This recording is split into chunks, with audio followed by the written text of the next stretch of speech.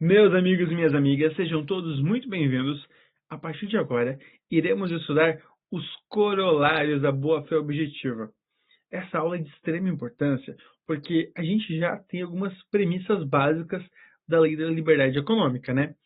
Ela fala o seguinte, olha, o Estado vai ocupar uma posição minoritária porque agora ele vai intervir minimamente nas relações contratuais e as partes vão ter uma garantia de livre mercado.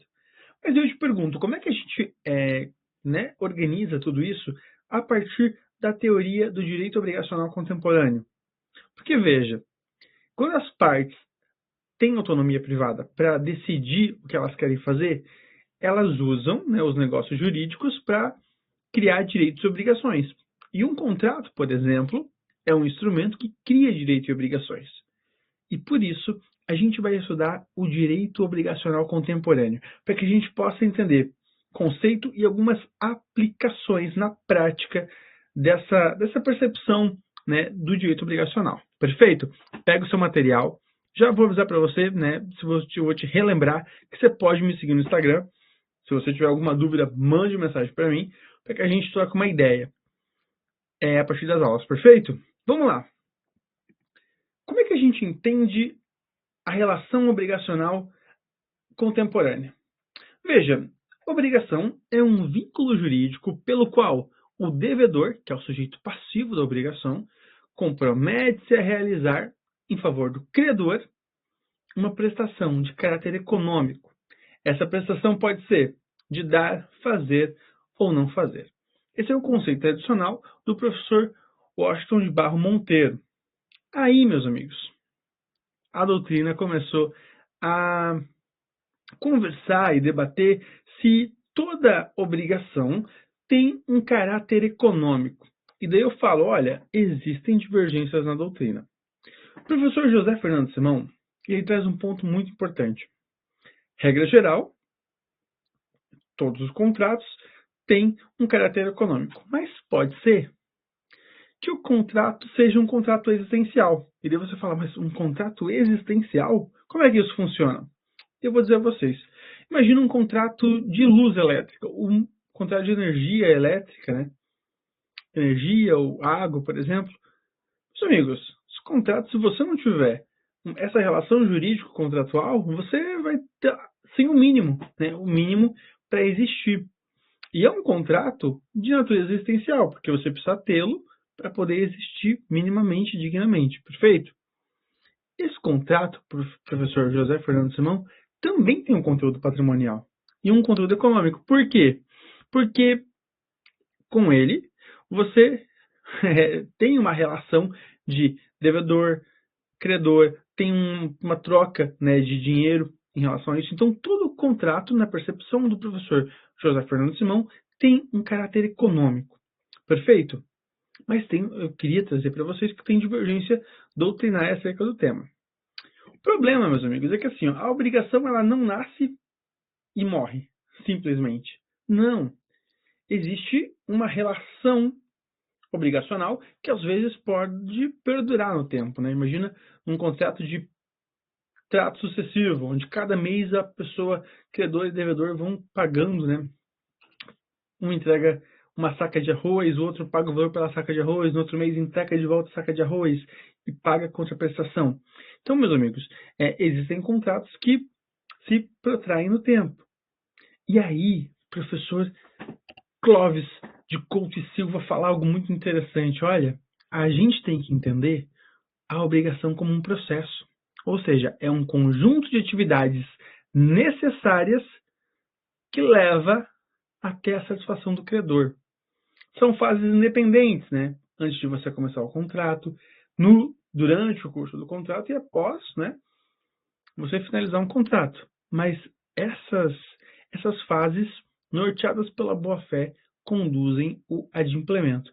Na real, gente, o professor Daniel Carnacchione sempre fala, né? Se você olhar o Código Civil, tudo que a gente vai ter de disposição no Código Civil é justamente para extinguir a relação jurídico-obrigacional. Né? Por quê? Porque a finalidade é que as pessoas sejam livres. Quando você faz um contrato, você se obriga a uma prestação, o ideal é que você seja né, e fique em situação de adimplência o mais rápido possível, para que você se libere desse ônus, que seria ficar vinculado a uma relação jurídica obrigacional. Perfeito?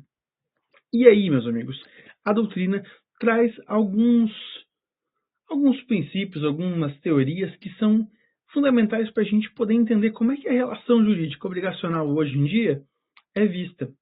E eu vou trabalhar com vocês nessa aula 3 teorias.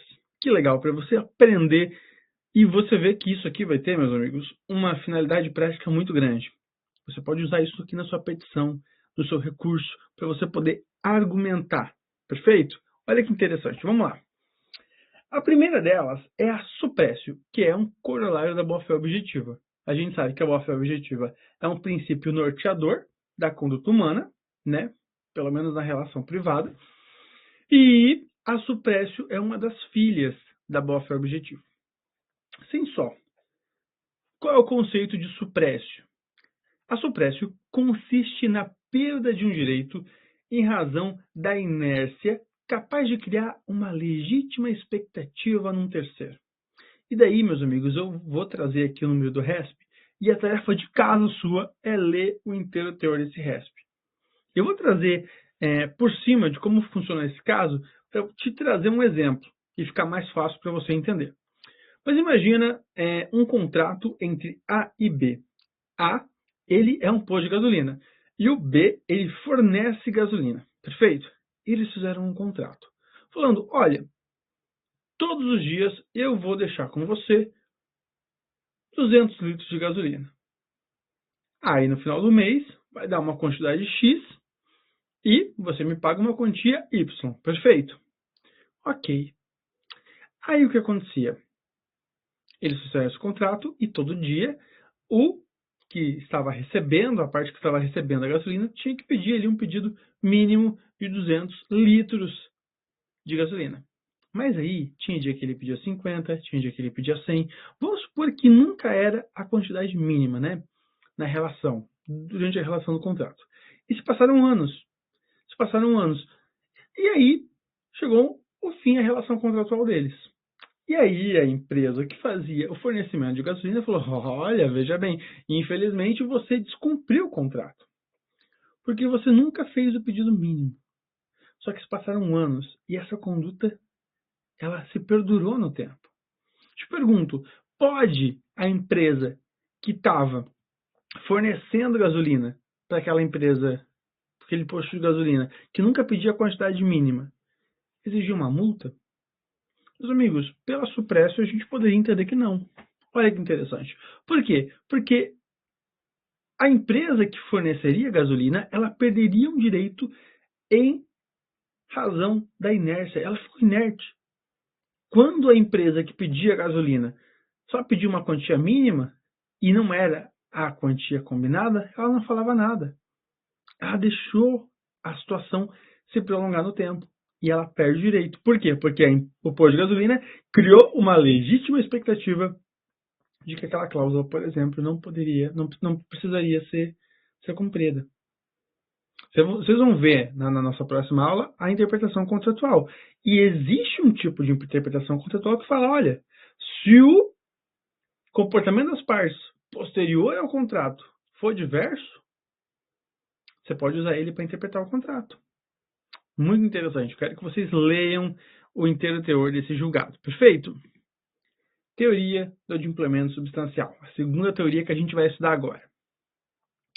Se a parte que tiver descumprido apenas uma pequena parcela do contrato, após ter honrado com uma boa parte da dívida, né, uma parcela substancial, não haverá resolução do contrato.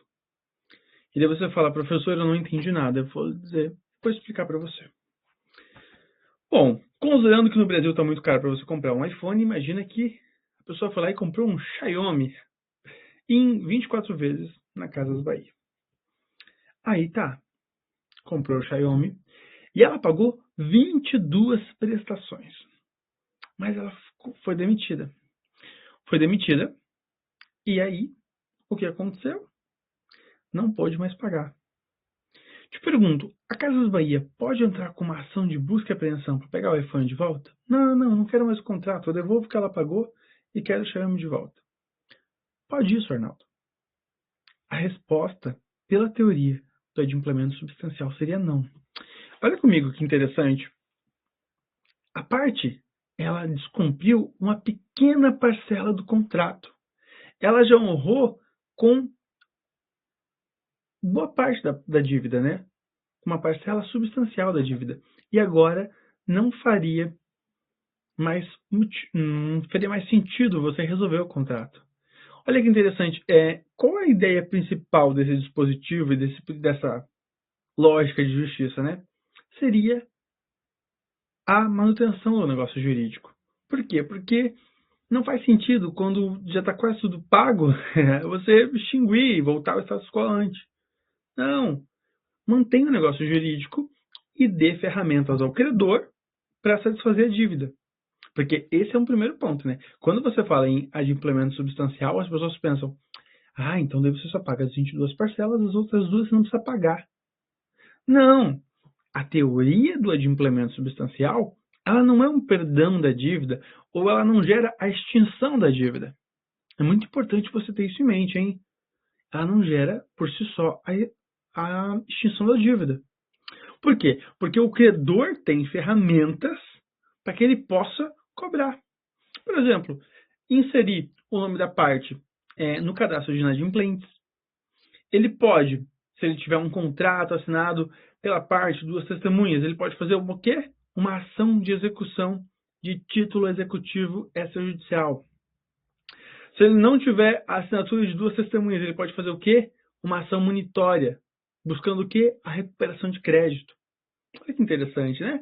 E se ele não tiver nada, apenas uma nota fiscal, mentira, com a conta fiscal ainda você consegue fazer uma monitória, mas veja, se ele não tiver nada, apenas um recibo que a parte pegou o telefone com ele, ele pode abrir uma ação de cobrança. Então, não há extinção da dívida. Por quê? Porque a lei deixa mecanismos para o credor satisfazer seu crédito. Perfeito? Meus amigos, por fim, o último princípio, a última lógica de justiça, que é o duty to mitigate the loss. Mas, essa análise do duty to mitigate the loss, eu quero fazer com você na nossa próxima aula. Perfeito? Para que a gente possa dar um exemplo e o bloco também não ultrapasse mais de 15 minutos.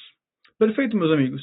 Eu aguardo você na nossa próxima aula. A gente vai terminar o duty to mitigate the loss e já começaremos também uma análise acerca da interpretação contratual. Eu espero você não pode perder. Perfeito? Até já!